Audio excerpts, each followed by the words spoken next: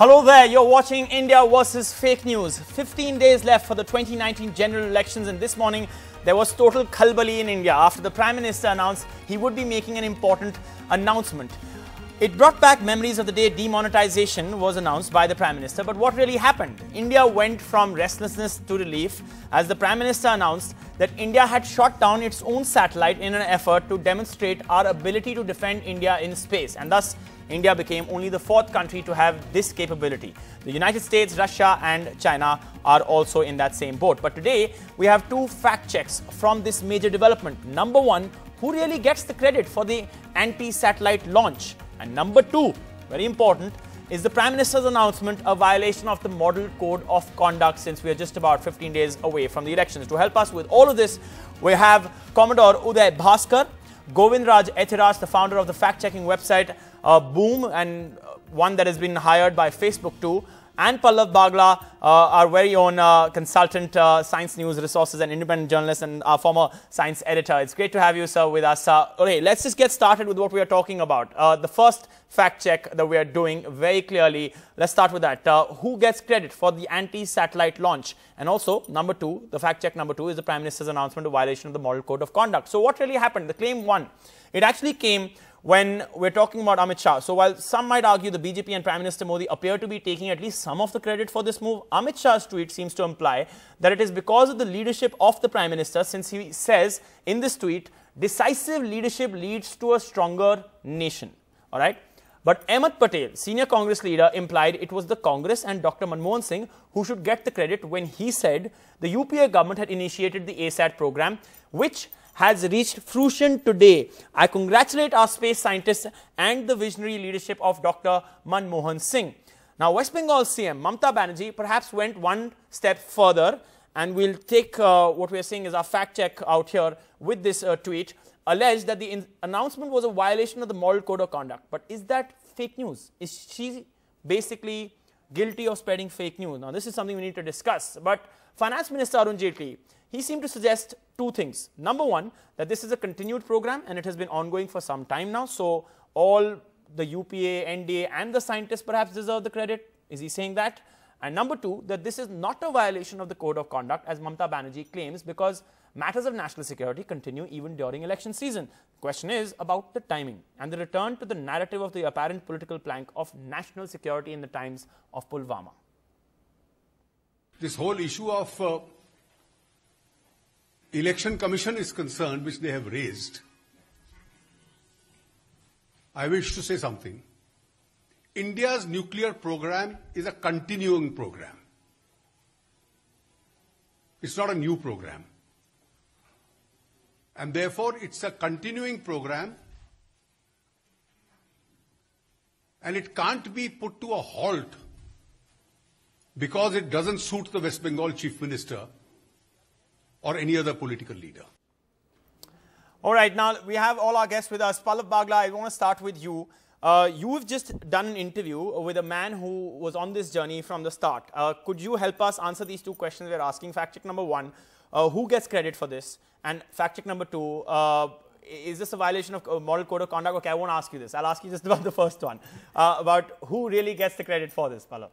Well, who gets the credit? India and Indians get the credit, no doubt about it. See, India has a continuing program which is bipartisan in support. It really doesn't depend on the political affiliation in power.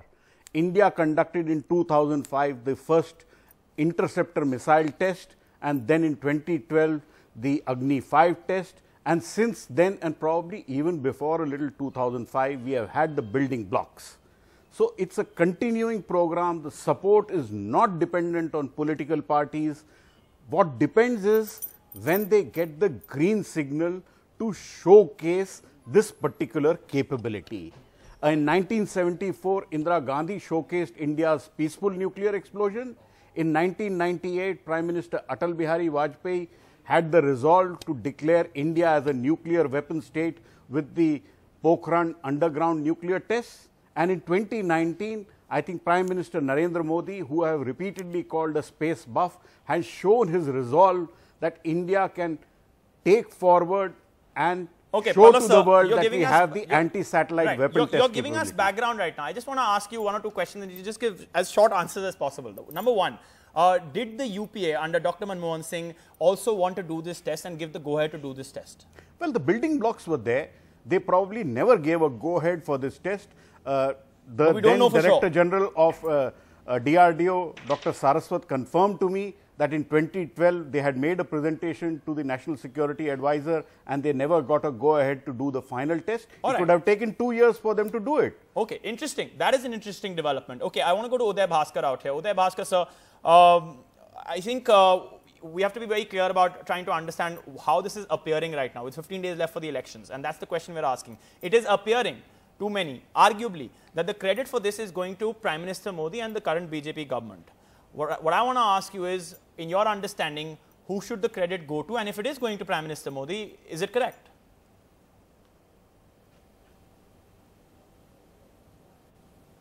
Well, I would say, first of all, the credit for today's test should go to the equivalent of Team India. And Team India has a wide composition, including the scientists of the DRDO, the ISRO, and all the other agencies.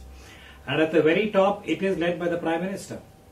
So to that extent, if we must identify as to where the credit should be placed, I would say that the entire team of India led by the Prime Minister would, in all, I would say, fairness, get the credit.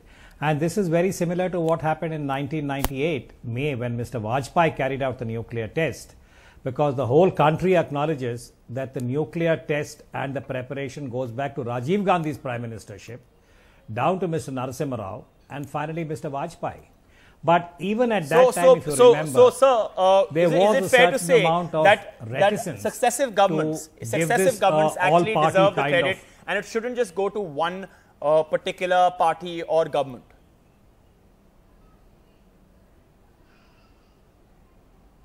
Well, I would say, as I said, Team India should get the credit, but like a relay race, the final lap and the person who actually breasts the tape is seen as the winner of the race. So in that sense, it is a team effort.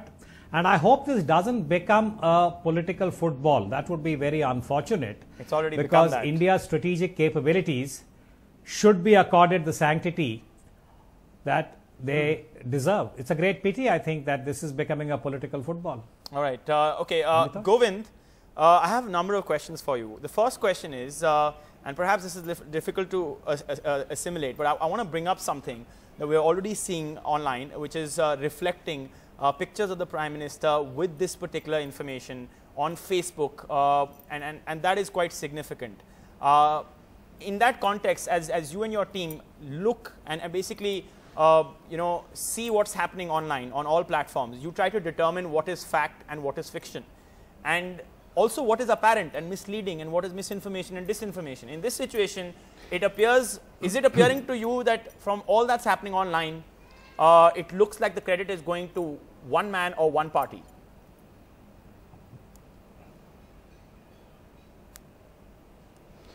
So I think this is a very interesting and in some ways a small turning point in the era of digital misinformation or digital spin. There is an event that happens and there is the spin that happens, there is the acceleration that happens on the internet via all the social platforms, and there's a message or many messages which include video, multimedia, audio, text, which get delivered to millions or hundreds of millions of users. Now, the event and what the eventual message that these hundreds of millions of users receive oftentimes or increasingly have little to do with each other. There was an event that was, let's say, the attack of or the destruction of a satellite in low orbit by a DRDO missile or a DRDO system. The way it is spun, I'm not saying by the political party, but by people allied to the political party, and it could be used by those who are trying to attack it as well, and delivered to the final recipient of that message on those multiple social media platforms is sometimes quite different. So in some ways, the two are almost unconnected and yet they're connected. So the smart creator of information today knows that this information can be very, very beautifully textured, designed, packaged, and then spun out into millions of fragments across the country into the arms and hand phones of hundreds of millions of people. Actually, all you need, therefore, is a continuous series of events, small ones, big ones, which can be spun into something that is something really way beyond what one can imagine. Okay, interesting. Pallav sir, could you just talk us through the visuals that we're getting right now? These are the live visuals. The first time we're getting that footage of this particular event that happened with the anti-missile launch. Yeah, what we can see is from the Wheeler Island, or what is now called Kalam Island, the anti-missile going up in space. This is a 3-stage rocket. 2 stages were solid. One is the kill weapon, and then it goes up and hits the satellite at 300 kilometers where it was orbiting. And I have repeatedly said, most probably the satellite India hit was Microsat R, which India launched somewhere in January of this year. So from Wheeler Island, you can see this missile lifting off, and then it disappears. Obviously, at 300 kilometers above, you don't have the visual, and it then does a hit to kill and a kinetic weapon hitting the satellite. And the precision has to be so good that it's like hitting a bullet with a bullet at 300 kilometers distance. It has to be at precision of micro and milliseconds. That is the precision which has been shown, and ultimately we will see some radar images, obviously from other nations, which will confirm exactly what happened in space today morning, and finally which has been confirmed as an ASAT weapon test by India. Yeah, this is huge. This is absolutely huge, and you've been saying that for some time. I just want to go back to Bhaskar sir. The other fact check that we were doing, sir, returning to that, is this what Mamata Banerjee has said, and we'll bring up that tweet once again, where she has called this a violation of the moral code of conduct, in your opinion?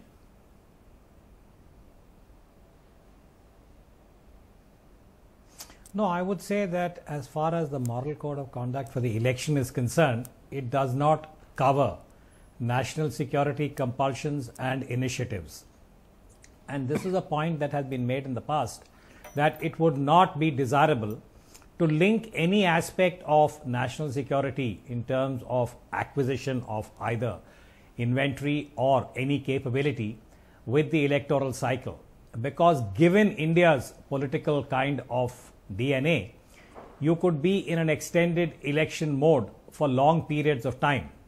So to that extent, my own understanding is that the moral code of conduct does not cover any exigency which comes under the national security banner. But the flip side is that in any democracy, national security, when there is a success, the credit goes to the party in power or the leader in power. Margaret Thatcher got an enormous amount of mileage after the Falklands in 1982. Yes. Yes. We had Prime Minister Vajpayee and both Shakti and the Kargil war. So in that sense, I think Prime Minister Modi will get the credit for this particular ASAT test, because at the end of the day, the decision to test was political. Okay. Yes. Okay. Govind, in a sense, if I am understanding what sir said, and you can throw some more light on it, is he really saying that what Mamata Banerjee did was spread fake news?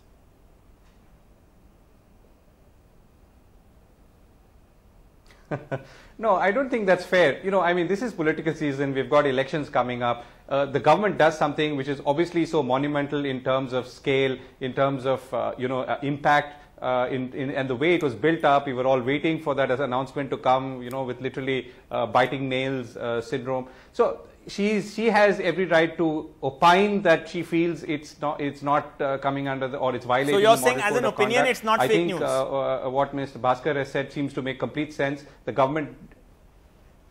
It's not. I mean, I think fake news is something where she's willfully said something that is factually wrong. I mean, she didn't say I don't know. I don't want to use any examples on air, but she did not say or make any accusation that used an element or a factoid which was evidently wrong. She only accused the Prime Minister of using this announcement and thus breaking the model code of conduct. And that's an accusation, and I guess the government has to defend itself, or more importantly, the Election Commission has to make a statement for as a formal body which administers the process of election. All right, Pallav, I'm going to ask you a very difficult question now. In terms of percentages, in terms of credit, who do you think should get how much? The UPA, the NDA led by Prime Minister Modi, and of course the scientists behind it.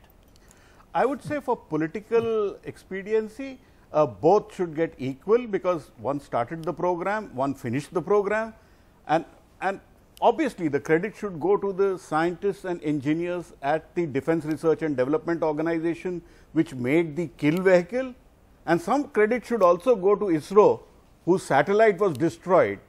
So, some credit to ISRO, a large part to DRDO, and I think equally shared between the political parties. And I don't think I have ever seen on nuclear, space and defense issues a divided house in India as far as support goes for the programs for indigenous development. Right. Okay. Rafale is a different affair. All right. I really appreciate that perspective coming in from all of you. Govind, do stay with us. Abhitoj, yeah, go ahead, Govind, go ahead.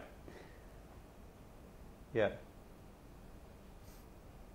No, I was saying that I think it's the unfortunate part of this environment and today's environment is that it somehow will not matter in the final spin analysis who really got the credit. What will matter is who was seen to have got the credit. Yes. You know, we may argue, because obviously you've got people, learned people sitting with you who'll say that this is the sequence of events, this is how the missile was developed, this is the time it takes, and therefore this government gave the political go-ahead, because you need that. Without that political go-ahead, there's no way this test would have conducted. But that's not the way it will play out in the WhatsApp forwards and the posts, Facebook posts, and in the hand phones of hundreds of millions of people as all the spin machinery gets going, right? And that's really what I think we should be concerned about. Okay, Govind, you should give some credit to Commodore Bhaskar and myself, who try and give a picture which is as accurate as possible. Absolutely. And in the end, absolutely, sir. That's why we got you here. That's why we got you here. Commodore Bhaskar, Govind made an interesting point. He said it's about who will be seen to have delivered. In your opinion, who do you think is being seen and will be seen going into elections as having delivered?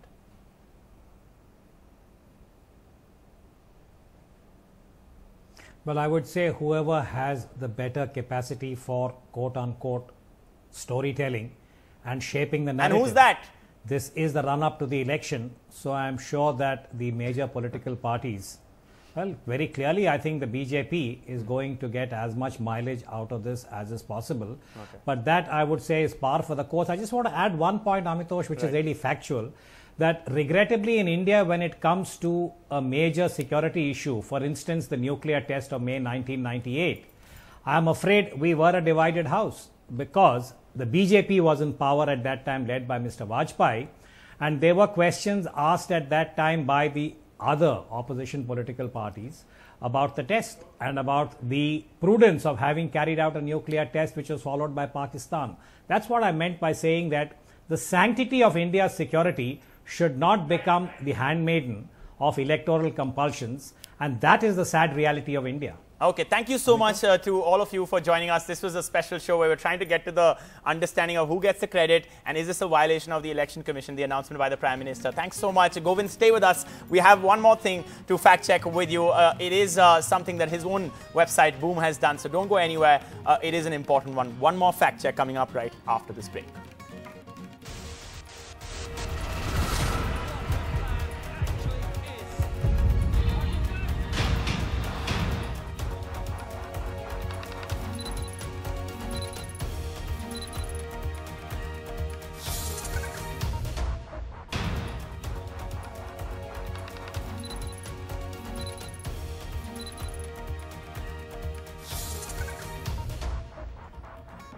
All right, the next fact check. No, BJP workers did not beat a Muslim man and ask him to go to Pakistan. Who claimed it? Won a disturbing video, which we cannot show you because it is, of course, disturbing.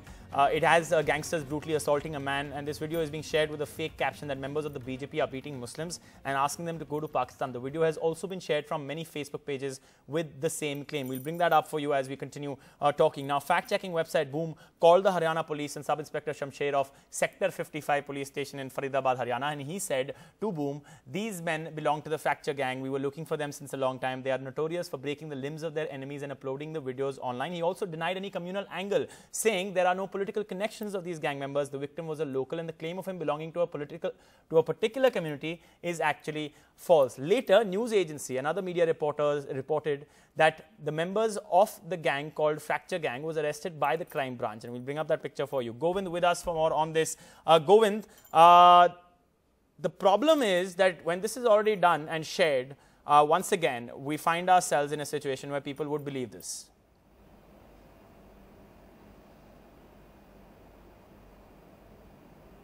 Right, I think so. The larger issue here, Amitoj, is contextual or non-contextual videos and images, right? If you remember the case of the Ethiopian Airlines crash recently out of Addis Ababa, there was a video that was circulating which showed basically the inside of a cabin, and it was an aircraft which was obviously in flight, and most of the people in it looked very Asian or West Asian, and the oxygen mask had fallen down, and there was seeming panic in that cabin, and the message that was going alongside that video was, here is a video of the final moments of the Ethiopian airline aircraft before it crashed. So, and it turned out that that video was actually from some flight in Afghanistan. Obviously, there was some problem, but nothing clearly happened after that because that aircraft must have landed safely.